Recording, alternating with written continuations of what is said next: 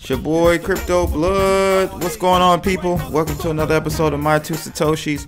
It is Monday morning. It's time to get back on the grind. We're not too far off from the holidays. Christmas, or what I call winter solstice, is the real the real meaning of that time of the year. But however you guys celebrate it, I hope you guys are going to enjoy this time off for many people.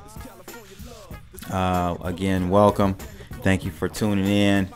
And today we're going to talk about some slides that MyEtherWallet put out a few days ago. And really, I thought they were very informative. And what really made me want to kind of go over those today was because I had a sub email me.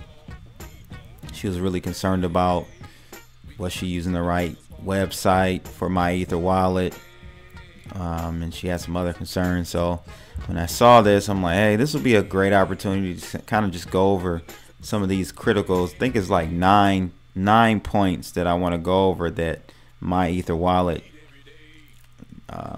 wrote, and I think in a very clear and concise way. So just want to, for more so for the newer individuals, but hey, some of this information may even help some of you who have been in the game for a minute, but I hope not. But we'll take a look at that. But first, I want you guys to get over to cryptoblood.io and pick you up one of these. You can pick one of these up. I created this a few months ago. It's the best seller right now, so definitely get over there to cryptoblood.io and check out the shirts, man. We got some shirts. We got a whole bunch of stuff. So I want to do Marco's Crypto Christmas Countdown.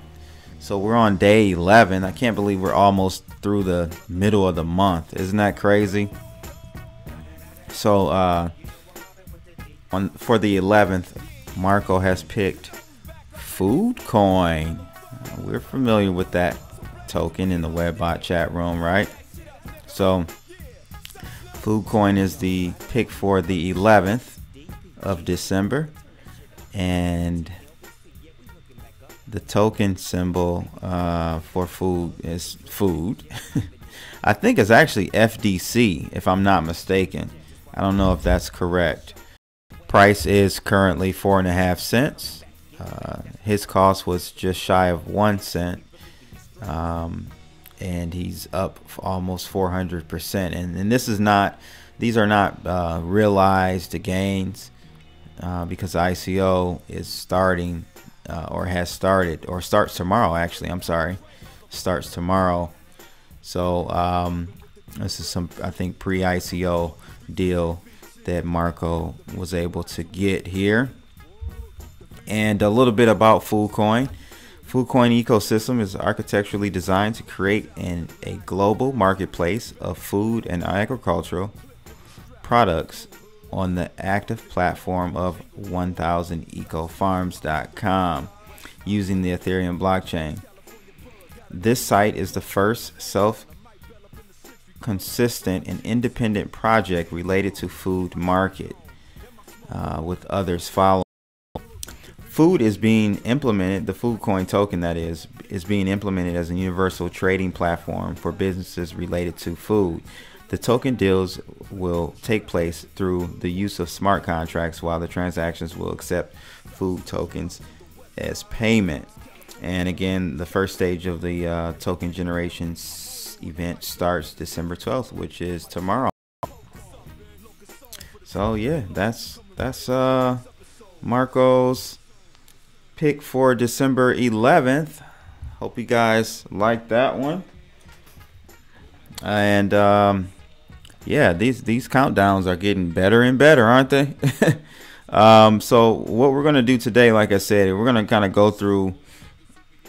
I captured the most pertinent pop-ups or slides from MyEtherWallet's website that I want to go over. But before we do that, let's go ahead and take a look at CoinMarketCap really quickly. So the market cap currently sits at 439 billion, up from yesterday. We got a lot of money coming in, influx in money and capital coming into the markets. It seems like since yesterday, and Bitcoin's dominance is sitting at 63.2%, and we got a sea of green today. Looking good, people. Looking good. Again, remember, don't confuse brains with bull markets. That was a quote from Carl Icahn, a famous, he's like a corporate raider, really. You know, he would go in and take over companies and stuff. I followed him. I think he's very smart, and I remember him telling a story. I actually did a double spin on that, and I'll have to repost it. But basically saying that, you know, you'll have a lot of people coming out the woodworks talking about, I predict this is going to go up. You know, I'm wanting credit for all of these right picks, these good picks, right?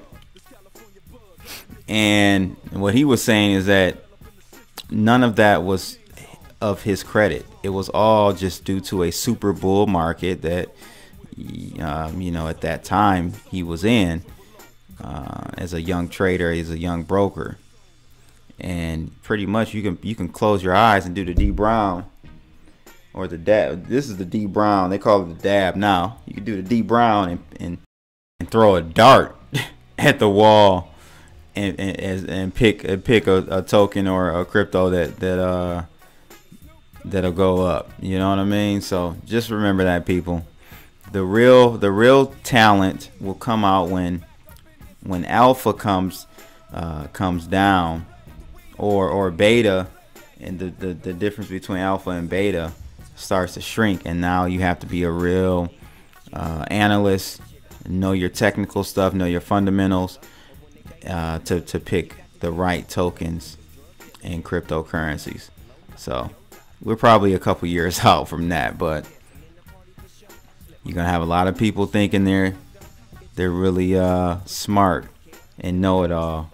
So the first slide that I captured from MyEtherWallet was just kind of basically going over what MyEtherWallet is, welcoming you to the website, and I thought these slides would be very informative. So let's take a look at them. It asks here, what is MEW? So MyEtherWallet is a free open source client-side interface. We allow you to connect directly with the blockchain while remaining in full control of your keys and your funds. You and only you are responsible for your security. We cannot recover your funds or freeze your account if you visit a phishing site or lose your private keys. Now here's where it starts to get they start to throw shots at traditional banks, which I love. So here it is. MyEtherWallet is not a bank.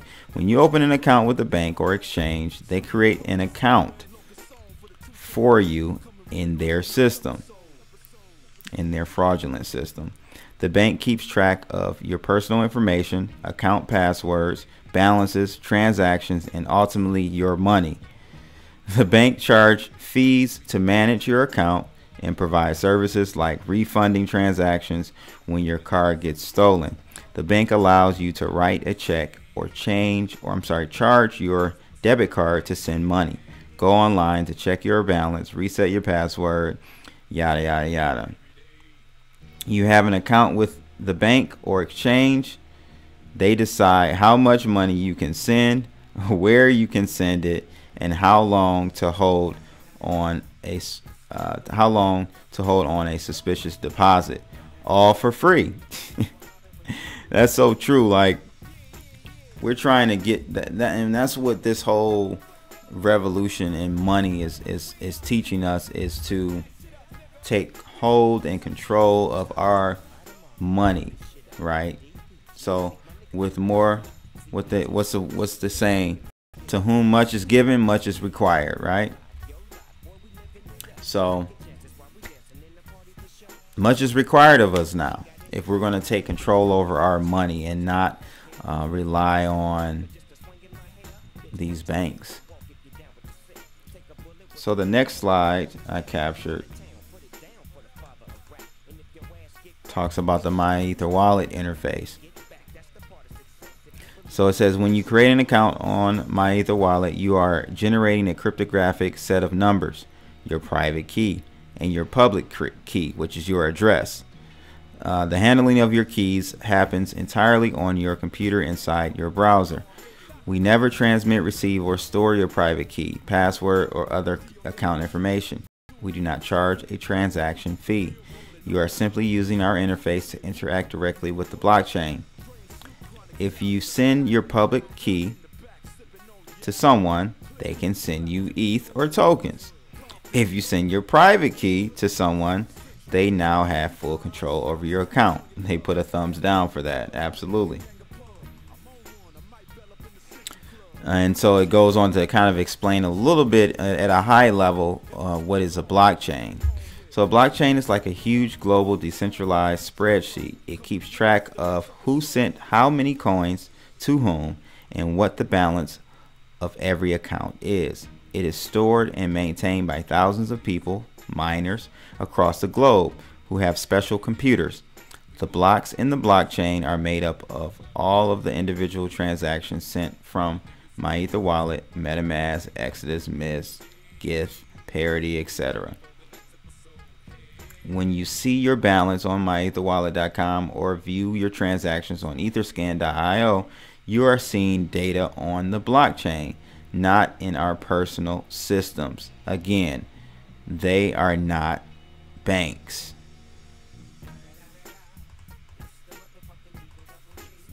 It goes on to say here, why are we making basically why are they making you read this? And it says here, because you and only you are responsible for your security. Be diligent to keep your private key and password safe. Your private key is sometimes called your mnemonic phrase, key store file, UTC file, JSON file, wallet file. Okay, if you lose your private key or password, no one can recover it. If you enter your private key on a phishing website, you will have all your funds taken. Goes on to say, if MyEtherWallet can't do these things, what's the point? Well, because that is the point of decentralization and the blockchain. You don't have to rely on your bank, government, or anyone else when you want to move your funds. You don't have to rely on the security of an exchange or a bank to keep your funds safe. If you don't find these things valuable, ask yourself why you think the blockchain and cryptocurrencies are valuable. If you don't like the sound of this, consider using Coinbase or blockchain.info. They have more familiar accounts with usernames and passwords. Now, blockchain, I have a blockchain info account, and I have actually some Bitcoins over there. Blockchain, they don't store your private keys either. You're responsible for your private keys in a different way. They go about it in a different way, but it is more of a traditional like username password type of thing. But Coinbase, you do not have access to your private keys, so just keep that in mind. And lastly, it says here, if you are scared but want to use MEW, get a hardware wallet. These keep your keys securely. And so it just kind of goes on and talks about phishing and how to protect yourself from that. How to protect yourself from scams, and then lastly, how to protect yourself from loss. So if you lose your private keys or password, it's gone forever. Don't lose it. Make a backup of your private key and password. Do not just store it on your computer. Print it out on a piece of paper and save it, or save it on a USB drive. Store this paper or USB drive in a different physical location. This is important. A backup is not useful if it's destroyed by a fire or flood along with your laptop. Do not store your private key in a Dropbox, Google Drive, or other cloud storages. If that account is compromised, your funds will be stolen. Not only if the account is compromised, but if their actual their infrastructure is compromised, there's a possibility that that's a gateway or a point of vulnerability for you. So you want to mitigate that as much as possible. If you have more than 1 week's worth of pay worth of cryptocurrencies, get a hardware wallet. No excuses. It's worth it, I promise. So there you have it, people. It's kind of a rundown. Just wanted to kind of give some of the newer individuals in the space some tidbits that come, because it's coming out of from MyEtherWallet.com.